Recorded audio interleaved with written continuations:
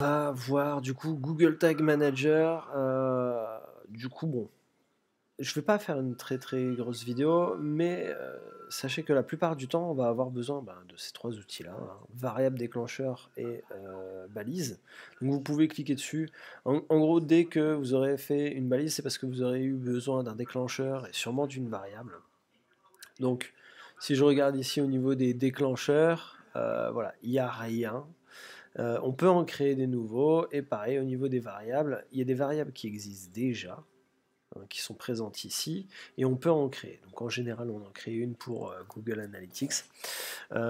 Maintenant, sachez que si on veut traquer des éléments précisément, qu'on veut envoyer un tag, par exemple sur une image, sur une vidéo, sur un lien, et tout ça à cliquer, par défaut, les variables intégrées ne le permettent pas. Il privilégie l'URL, la page de destination, enfin le chemin de page. Donc du coup, ça, il faudra le préciser par nous-mêmes et il faut configurer du coup ces variables parce qu'en fait elles sont déjà présentes mais elles ne sont pas intégrées.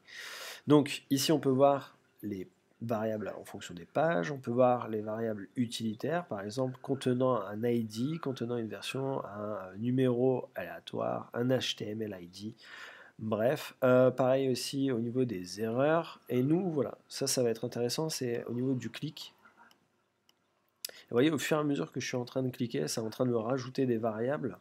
Donc, en fonction d'un clic sur un élément, un clic sur une classe, donc ça c'est plus en fonction du HTML, pareil sur le click ID, ou bien un chemin, enfin une balise de clic, un clic sur une URL et un clic sur un texte.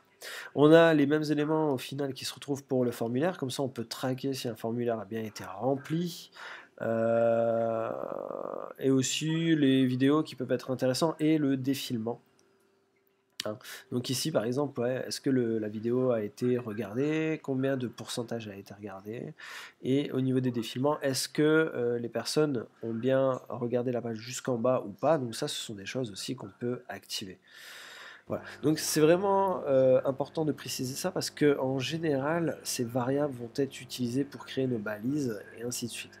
Et après, les balises vont pouvoir être envoyées pour dire ok, je souhaite visualiser ceci.